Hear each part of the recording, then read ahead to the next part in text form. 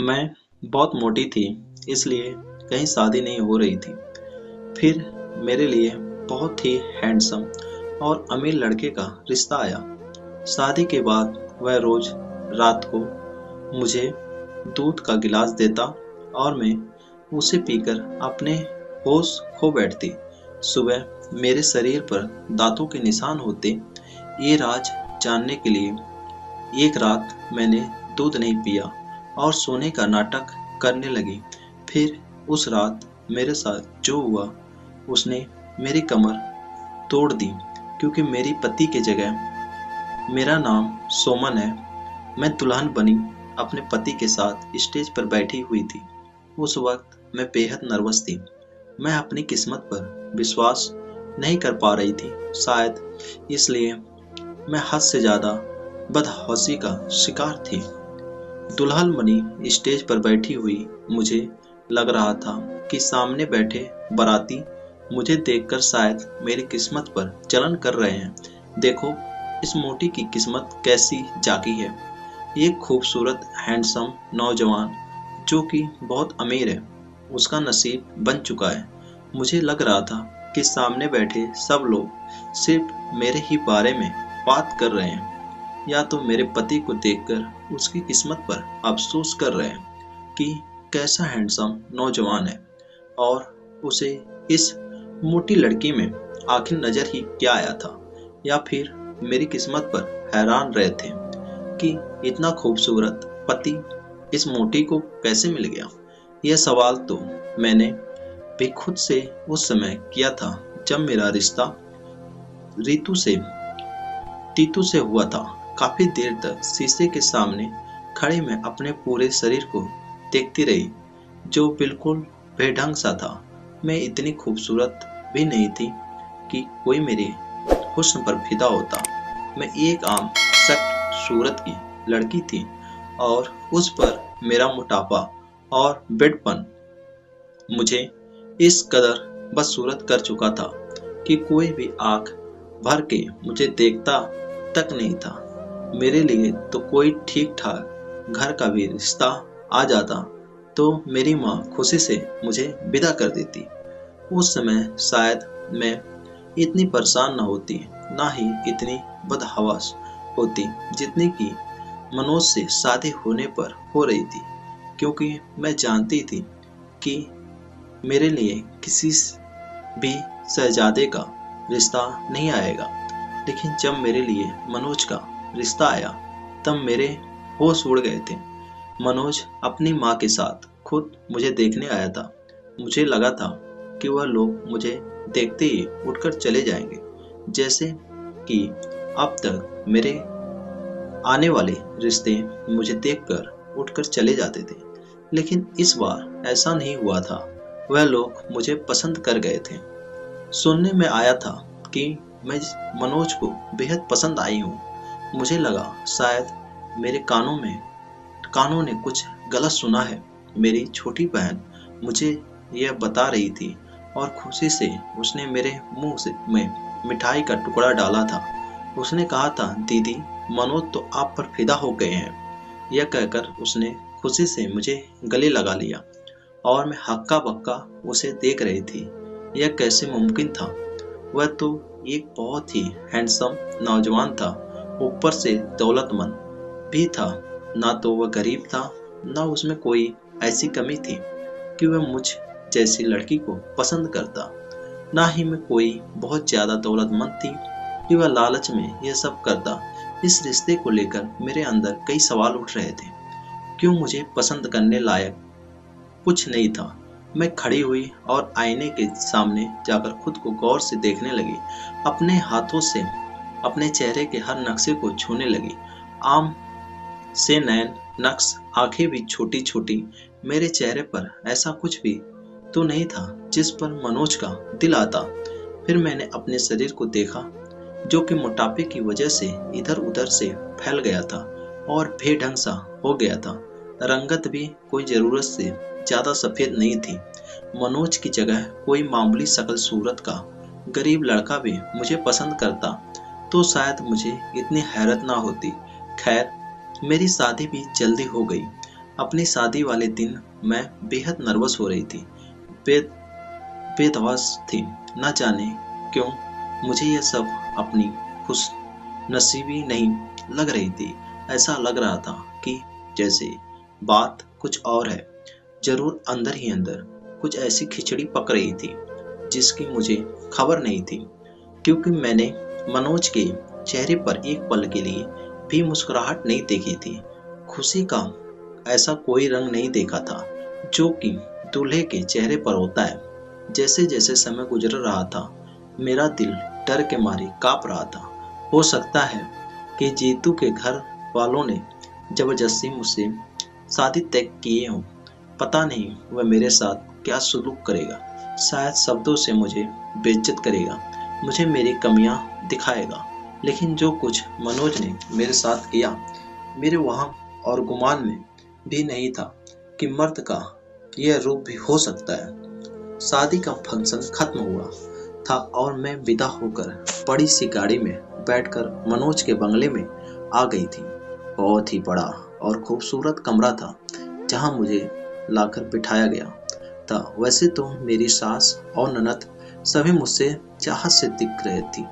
कुछ देर में वह कमरे में बाहर चली गई। जैसे जैसे समय गुजरा था, मेरा दिल ना जाने क्यों डर के मारे कांप रहा था। मुझे कभी भी अपनी अच्छी किस्मत पर यकीन नहीं आ सकता था, क्योंकि मेरे साथ जब भी अच्छा होता था तो बस कुछ पल ही खुशी मुझे देता था। उसके बाद हमेशा वह खुशी गम में बदलते देखी थी। बचपन से आज तक मेरे साथ ऐसा ही होता आ रहा था। हम 3 बहनें थीं और मैं अपनी बहनों में सबसे बड़ी थी, लेकिन मेरे लिए आने वाले रिश्ते मेरी छोटी बहन को पसंद कर जाते और अपनी माँ की बातें मुझे सुनानी पड़ती। अभी मैं उन्हीं उलझनों का शिकार थी। तभी मेरे कमरे का दरवाजा खुला। मनोज मेरे कमरे में दाखिल हुआ। उसके हाथ में दूध का गिलास था जो उसने टेबल पर रख दिया। मैं कुछ सिमट कर बैठ गई थी, नजरें भी मेरी झुकी हुई थी। उस समय मेरे दिल में कोई भी जज्बा नहीं था। मैं नहीं जानती थी कि मनोज का व्यवहार मेरे साथ कैसा होगा। मनोज मेरे पास आकर बैठ गया। मुझे मुंह दिखाई की अंगूठी भी पहनाई। उसका व्यवहार वैसा ही था जैसा कि नए नवेले पति का होता है। मुझसे इधर उधर की बातें करने लगा, मेरे तारीफ भी की, मेरे हाथ की मेहंदी भी देखी। अब मैं थोड़ा थोड़ा रिलैक्स होने लगी थी। फिर उसने मुझे दूध का गिलास थमा दिया, कहने लगा, इसे पी लो। मुझे भूख तो नहीं लगी थी, लेकिन मैंने इनकार नहीं किया और दूध का गिलास पीकर साइड टेबल पर रख दिया। कुछ बातों के बाद मैंने अपने कपड़े बदल लिए। जैसे ही मैं बेड पर आई, मेरी आंखें नींद से बंद होने लगी। मुझ पर तेज नींद सवार होने लगी थी। मनोज अभी मुझसे बातें ही कर रहा था, लेकिन मैं नींद की आगोश में जाने लगी थी। कुछ ही देर में मैं गहरी नींद सो चुकी थी। सुबह जब मेरी आंख खुली तो वॉशरूम में से पानी गिरने की आवाज आ रही थी। मैं फौरन से उठकर बैठ गई।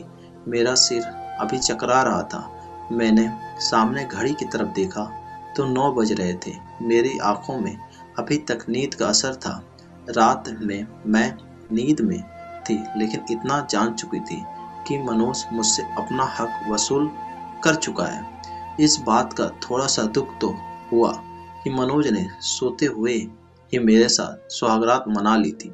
अगर मैं थकावट की वजह से गहरी नींद में सो गई थी तो मनोज को कम से कम सब्र रखना चाहिए था, लेकिन वह इतना बेसब्र था कि उसने सोते में ही सब कुछ कर लिया था। फिर मैंने खुद को समझा लिया, भाई वह मर्द है और उसके भी कुछ जज्बात थे। शादी की पहली रात, कोई अपने जज्बातों पर कैसे काबू पा सकता है। गलती मेरी ही थी जो मैं इस कदर बेखबर होकर सो गई थी। लेकिन जैसे ही मैंने अपने बिखरे बालों को समेटना चाहा तो अपने हाथों पर नाखूनों की खरोंच देखकर मैं हैरत में डूब गई। ऐसी ही खरोंच मेरे पूरे शरीर पर मौजूद थी, जैसे रात को मेरे साथ बड़ी बेदर्दी की गई हो। मेरे हाथ में पहनी चूड़ियां टूटकर मेरे हाथों को जख्मी कर चुकी थी। मैंने उठने की कोशिश की, तो मेरा पूरा शरीर दर्द से चूर रहा था। समझ नहीं पा रही थी कि मेरे साथ शादी के नाम पर यह दरिंदगी क्यों की गई थी। मैं अभी इसी सोच में डूबी हुई थी कि तभी वॉशरूम का दरवाजा खुला। सामने मनोज तौलियों से अपने बाल सुखाते हुए बाहर आ रहा था। मुझे देखकर उसने तौलिया मेरे ऊपर फेंक दिया। कहने लगा, जल्दी से तैयार होकर बाहर आओ और यह तौलिया वॉशरूम में जाकर फैला देना। मुझे अपने काम करने की बिल्कुल भी आदत नहीं है, इसलिए मेरे काम आज से तुम ही संभालना शुरू कर दो। मनोज की बात करने का अंदाज बहुत ही रूखा सा था। मनोज के बदले तेवर देखकर मैं सहम कर रह गई थी। रात को उसका रवैया मेरे साथ बहुत अच्छा था। उसके बाद मैं ऐसी नींद में गई जैसे मुझे किसी ने नशा दिया हो और अब अपना ही शरीर मुझे जख्मी नजर आ रहा था। मैं बड़ी मुश्किल से उठकर वॉशरूम तक गई थी। तैयार होकर जब मैं नीचे उतरी तो मुझे अपना एक एक कदम चलना मुश्किल लग रहा था। नीचे सीढ़ियां उतरते ही हॉल में एक डाइनिंग टेबल रखा हुआ था जिस पर नाश्ता सजा हुआ था। मैं नीचे उतरती अपनी सास के पैर छूकर उनसे आशीर्वाद लिया और मनोज के बराबर बैठ गई। अभी मैं नाश्ता कर ही रही थी जब एक मोटा सा आदमी जो 6 फीट लंबा था और उतना ही मोटा भी था, बड़े आराम से आकर मेरे साथ बैठ गया। उसे इस तरह अचानक से अपने बराबर बैठता देखकर मैं बखला कर रह गई थी। वह मुझे देखकर अजीब से अंदाज में मुस्कुरा रहा था, अजीब नज़रों से देख रहा था। मेरी सास ने मुझसे कहा, यह मनोज का छोटा भाई है। फिर वह कहने लगी, यह थोड़ा सा बावला है, आधा पागल सा। यह सुनकर तो मेरा दिल से रह गया था। उसकी हरकतें भी कुछ ऐसी ही थी, बार बार मुझे देख रहा था, अजीब अंदाज से हंस रहा था। फिर एक नौकर आया और उसके सामने 10 पराठे और पूरा बाउल भरकर सब्जी रख दी। उसने अपनी तरफ रखा और उसी में खाने लगा। यह देखकर मैं हैरत से उसे देख रही थी। वह एक पराठे की बस 4 निवाले बनाता था और खाता जा रहा था। पूरी सब्जी उसके कपड़ों पर गिर रही थी, लेकिन वह ऐसे खा रहा था जैसे कि उसने कभी खाना देखा ही ना हो। मैं मुश्किल से ही चाय का एक कप पिया और उठकर खड़ी हो गई, लेकिन मुझे हैरत का बड़ा जोर का झटका लगा जब इस पागल आदमी ने मेरा हाथ पकड़कर मुझे दोबारा से कुर्सी पर बैठा दिया। मेरे अंदर से तो जैसे जान ही निकल गई थी। मुझे वैसे ही पागल लोगों से बहुत डर लगता था। वह कहने लगा, मेरे पास ही बैठी रहोगी? जल्दी से मुझे पानी दो, मुझे मिर्ची लग रही है। मैंने जल्दी से अपना हाथ उसके हाथ से छुड़ाया था। मुझे उसका पागल से डर लगने लगा था। मेरी सांस यह देखकर हंसने लगी, कहने लगी, देवर की बात का इनकार मत करना, यह बहुत जिद्दी है। अगर कोई इसको किसी बात पर मना कर दे तो यह जुनूनी सा हो जाता है। हम भी उसके किसी काम को मना नहीं करते। मैंने मनोज की तरफ देखा जो ऐसी लापरवाही से नाश्ता कर रहा था जैसे उसका मुझसे कोई संबंध ही ना हो। मैंने पानी का जग लिया और गिलास में पानी डालने लगी।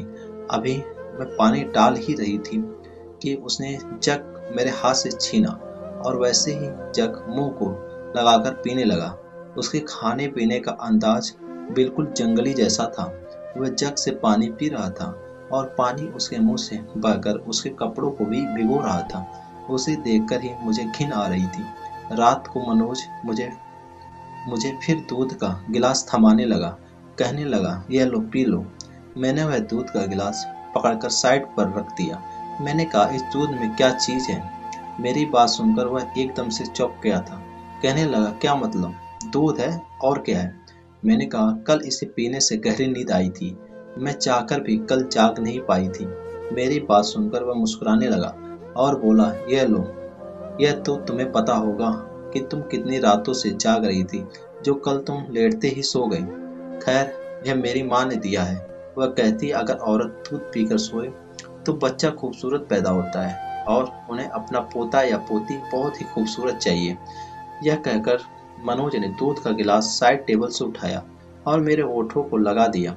ना चाहते हुए भी मुझे वह पीना पड़ा, लेकिन जैसे ही मैंने दूध पिया मुझे फिर से नींद आने लगी थी।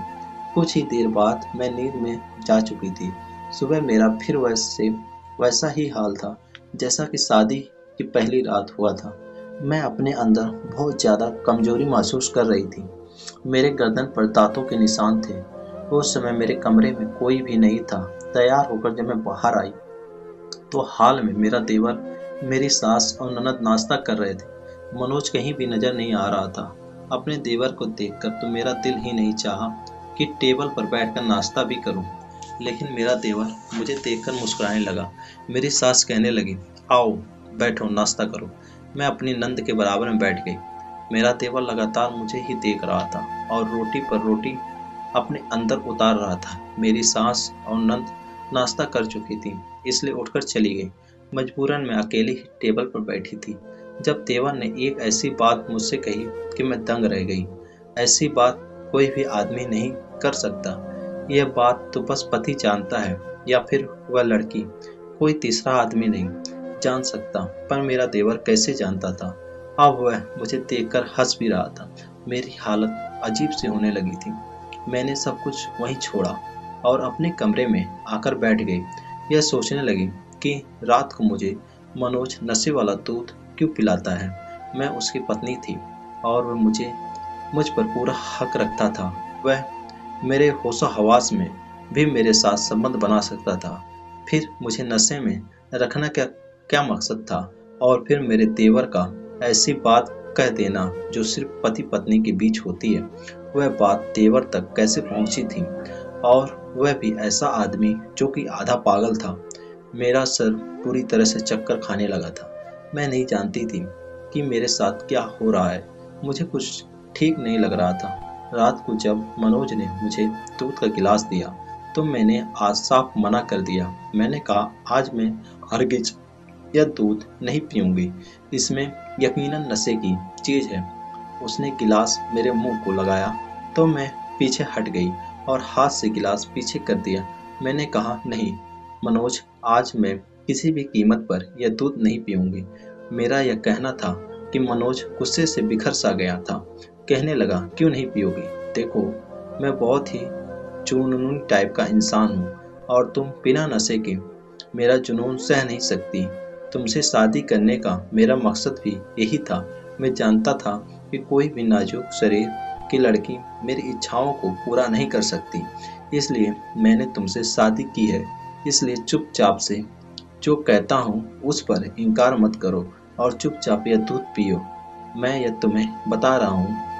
हाँ, इसमें नशा मिला हुआ है। मैं जानबूझकर तुम्हें बेहोश करके तुम्हारे साथ संबंध बनाता हूँ ताकि तुम मेरे जुनून को सह सको। उसने दूध का गिलास मेरे मुंह पर लगाकर मुझे पिला दिया। मैंने कई बार कोशिश की कि मैं दूध का गिलास ना पीऊं, लेकिन उसने मेरी एक ना चला दी। 1 महीना गुजर गया था और मैं 1 महीने के अंदर बहुत ज़्यादा कमज़ोर हो गई थी। यहाँ तक कि मेरा 30 किलो वज़न कम हो चुका था। अब मैं कहीं से भी मोटी नहीं लगती थी। लेकिन एकदम से मेरा वज़न कम होने की वजह से मेरी रंगत काली और पीली सी होने लगी थी, क्योंकि हर रात मैं एक जानवरों जैसा व्यवहार खुद पर बर्दाश्त करती थी। अब तो खाते पीते समय भी मेरे हाथ कांपने लगे थे। हालांकि इस घर में हर काम के लिए नौकर थे, मुझे कुछ भी करना नहीं पड़ता था। मुझे लगता था जैसे मेरा शरीर कमज़ोर होता चला जा रहा है। मेरी आंखों के आसपास काले गहरे गड्ढे से पड़ने लगे थे। सीढ़ियाँ चढ़ने पर ही मेरी सांसें फूलने लगती थीं। धीरे धीरे भूख बिल्कुल मरती जा रही थी। दोपहर के समय मेरी तबीयत कुछ खराब थी और मेरी सास अपने रूटीन चेकअप के लिए जा रही थी। तो मैंने कहा, मुझे भी अपने साथ डॉक्टर के पास ले चलो। वह मुझे अपने साथ ले गई। डॉक्टर ने मुझे कुछ ताकत की दवाइयाँ दी और मेरे कुछ ब्लड टेस्ट लिए। उसके बाद आराम करने का बोल दिया।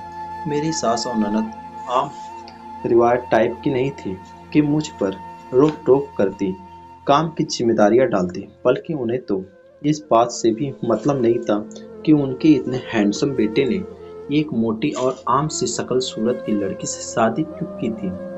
एक बार मेरी सास ने बातों बातों में मुझसे कहा था कि मनोज ने तुम्हें पसंद कर लिया है और हमें मनोज की पसंद पर कोई ऐतराज नहीं था। उसकी ज़िंदगी है, उसने अपनी मर्जी से गुजारनी है, इसलिए हमने बिना किसी रोक टोक के उसकी और तुम्हारी शादी करवा दी। खैर, यह गुत्थी मेरे लिए अब तक उलझी हुई थी कि मनोज ने मुझसे शादी क्यों की थी। वापसी पर मेरी सास कहने लगी कि मुझे शॉपिंग मॉल से कुछ शॉपिंग करनी है, लेकिन मेरी हिम्मत नहीं थी कि मैं शॉपिंग मॉल में घूमूं। मैं गाड़ी में ही बैठी रही। यूं ही समय गुजरने लग के लिए सामने बने रेस्टोरेंट को देखने लगी। बहुत से लोग रेस्टोरेंट में खाना खाने जा रहे थे और कुछ वहां से निकल रहे थे कि तभी अचानक मेरी नज़र मनोज पर पड़ी। और जिस लड़की को मैंने मनोज के साथ देखा, उसे देखकर तो मैं अपने होश हवास खो बैठी थी। वो दोनों गाड़ी से उतरे और रेस्टोरेंट के अंदर चले गए।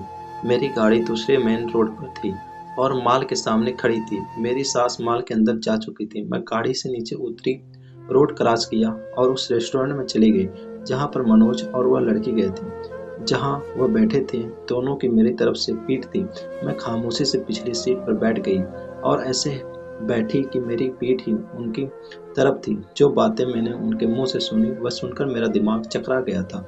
मुझे लगा कि शायद किसी ने मुझे गर्म खौलते तेल में फेंक दिया हो। अब मुझे मेरे हर सवाल का जवाब मिल गया था। मनोज ने मुझसे शादी क्यों की थी? क्या मकसद था उसका? यह मैं जान चुकी थी। यह सच मेरे लिए इस कदर तकलीफ देने वाला था कि मेरी आंखों से खुद ब खुद आंसू बह रहे थे। मैं खामोशी से उठकर रेस्टोरेंट से बाहर आ गई। रोड पर जहाँ मेरी सास की गाड़ी खड़ी थी, ड्राइवर और मेरी सास गाड़ी के पास खड़े दाएं बाएं मुझे ही ढूंढ रहे थे। मैंने रोड क्रॉस किया और गाड़ी में आकर बैठ गई। अब मेरी आंसू बह रहे थे। मैं घर वापस आ गई, किसी से भी कोई बात ना की और कमरे में आकर बैठ गई। रात को जब मनोज मेरे कमरे में आया, उसने मुझे दूध का गिलास दिया तो मैंने उसके हाथ से पकड़ लिया। फिर मैंने कहा, मैं अपनी कुछ मेडिसिन बाहर भूल गई हूँ, हॉल में ही होगी, मुझे वो ला दो, मैं दूध के साथ ही खा लूँगी।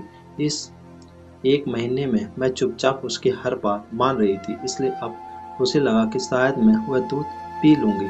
जैसे ही मनोज कमरे से बाहर गया, मैं बेड से खड़ी हुई और दूध खिड़की से बाहर गिरा दिया। मेरे कमरे की खिड़की बाहर गड्ढे में खुलती थी। पौधों के बीच मैंने वह दूध गिराया और अपने पास से एक मिल्क पैक निकालकर गिलास में डाल लिया। मुझे यह जानना था कि मनोज रात को मुझे नशे का दूध पिलाकर मेरे साथ क्या करता है। जब मनोज कमरे में आया तो मैंने उसे मुस्कुराकर देखा। उसने मेरी मेडिसिन मुझे दी और कहने लगा, तुम्हें क्या हुआ है जो तुम ये दवा खा रही हो? मैंने कहा, मैं आज डॉक्टर के पास गई थी, मुझे अपने अंदर बहुत वीकनेस फील हो रही थी, इसलिए डॉक्टर ने मुझे मेडिसिन दी थी। उसने लापरवाही से कंधे उचका दिए, कहने लगा, ठीक है, खाओ मेडिसिन। मैंने अपनी मेडिसिन दूध के साथ ली और उसके बाद बेड पर लेट गई और ऐसा दिखावा करने लगी जैसे मैं नींद के नशे में जा चुकी हूँ। कुछ देर बाद मनोज कमरे से बाहर जा चुका था। मुझे वह बातें याद आने लगी जिस रेस्टोरेंट में मैंने मनोज और उस लड़की के मुंह से सुनी थी। वह लड़की कोई और नहीं बल्कि मेरी ही छोटी बहन थी। अपनी छोटी बहन को ही मैंने गाड़ी से उतरकर रेस्टोरेंट में जाते हुए देखा था। मुझे अपनी आंखों पर विश्वास ही नहीं हो रहा था कि मेरी छोटी बहन मनोज के साथ। इसलिए मैं गाड़ी से उतरकर रेस्टोरेंट में चली गई थी और उनके बिल्कुल पीछे वाले टेबल पर पीट करके बैठ गई थी। मनोज मेरी बहन से कह रहा था कि वह यह ड्रामा अब और ज़्यादा नहीं कर सकता। मेरी बहन कहने लगी, देखो, जो काम तुम मेरी बहन के साथ कर रहे हो, उस हिसाब से वह बस कुछ ही महीने जिंदा रह सकती है, उससे ज़्यादा नहीं, फिर हमारा रास्ता साफ हो जाएगा। वह कहने लगा, मुझे तुम्हारी मोटी और उस भारी भरकम बहन को देखकर घिन आती है। मुझ जैसा खूबसूरत हैंडसम नौजवान किस तरह ऐसी बदसूरत लड़की को बर्दाश्त करता है, यह मैं ही जानता हूँ।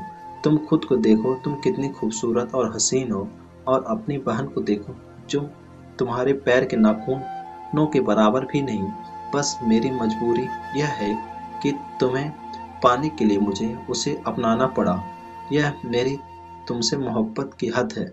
मेरी बहन मुस्कुराने लगी थी, कहने लगी, मैं जानती थी कि मेरी माँ कभी भी मेरी बड़ी बहन को छोड़कर मेरी शादी नहीं करेगी, क्योंकि उसे छोड़कर माँ 2 बहनों की शादी कर चुकी है। और अब माँ ने पक्का इरादा कर लिया था कि जब इस मोटी की शादी होगी तभी मेरी शादी होगी। और फिर तुम मुझसे उम्र में 10 साल बड़े भी थे। मेरी माँ तो साफ मना कर देती, और फिर मैं जितनी खूबसूरत और हसीन हूँ, मेरे लिए रिश्तों की कमी नहीं होती।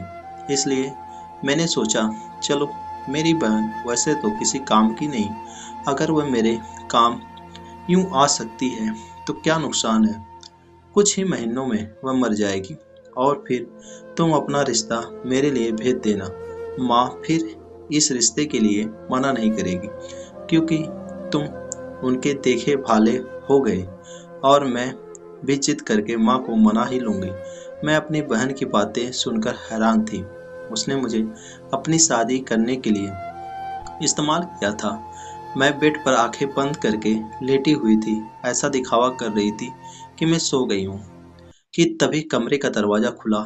जो मेरे कमरे में दाखिल हुआ उसे देखकर मैं एकदम से उठकर बैठ गई थी। वह मेरा देवर था, 6 फीट लंबा, चौड़ा, आधा पागल इंसान।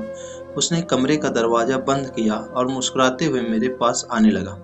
मैं फौरन से खड़ी हो गई। मैंने कहा, तुम मेरे कमरे में क्या कर रहे हो? मेरे पूछने पर वह कहने लगा, रोज मेरा भाई मुझे ही तो तुम्हारे कमरे में भेजता है, कहता है जाओ ऐश करो। मैंने कहा, निकलो मेरे कमरे से बाहर। लेकिन वह बाहर जाने के बजाय मेरे पास आने लगा। क्यों बाहर जाऊं? मुझे तो मेरे भाई ने भेजा है और रोज मैं ही तुम्हारे पास आता हूँ, तो आज बाहर क्यों जाऊं? तुम्हारे साथ रहकर मुझे बहुत मजा आता है। मैं खुद ही कमरे से बाहर जाने लगी तो वह मेरे सामने खड़ा हो गया। कहने लगा, तुम कमरे से बाहर नहीं जा सकती। मैंने कहा, अगर तुम पीछे नहीं हटे तो मैं शोर मचा दूंगी। मेरा यह कहना था कि उसने मेरे मुंह पर हाथ रखा और मुझे धकेलकर बेड पर ले गया। मैं इस 1 महीने में इस कदर कमजोर हो चुकी थी कि अपने बचाव के लिए हाथ पैर भी नहीं चला सकी। रात भर उस इंसान ने मेरे साथ जो किया, मैं रोती रही, लेकिन उस इंसान के अंदर तो जैसे कोई जंगली जानवर था। सुबह होते ही वह मेरे कमरे से बाहर निकल गया था। मेरा दिल चाहा कि मैं खुद को खत्म कर लूं, और मेरी बहन भी तो यही चाहती थी कि मैं मर जाऊं।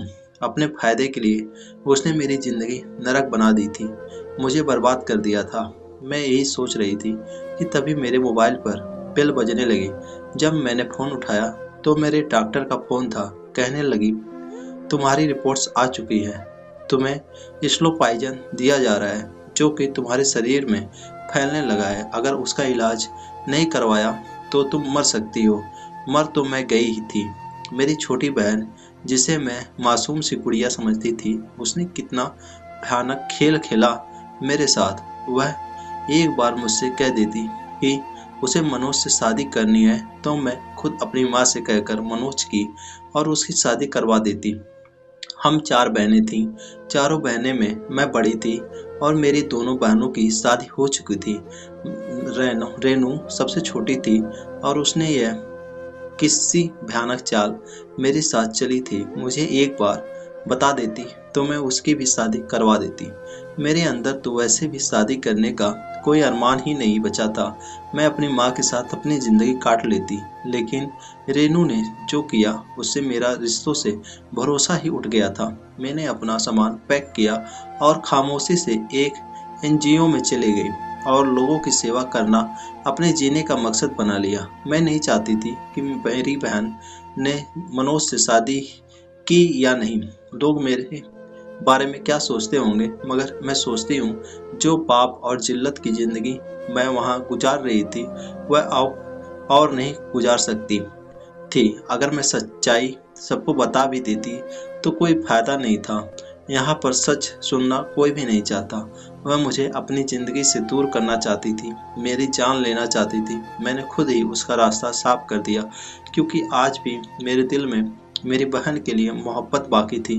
मैंने उसे अपनी गोद में खिलाकर बड़ा किया था, लेकिन मुझे अपनी प्रार्थना पूरी होने के कम ही असर नजर आते हैं, क्योंकि जो इंसान दूसरों के साथ पूरा करता है, भगवान भी उसके साथ पूरा ही करता है। कैसे कह सकते हैं कि मनोज, जिसे आदमी औरत की इज्जत करना नहीं आता और जिसने अपनी पत्नी को अपने भाई के हवाले कर दिया और उसके अंदर की गैरत नहीं जागी, वह रैना को खुश रख सकता है जिंदगी भर और उसके साथ निभा सकता है? नहीं, शायद ऐसा नहीं हो सकता, लेकिन मैं दुआ करती रहती हूँ कि मनोज उसका साथ दे और उसके साथ जिंदगी बिताए।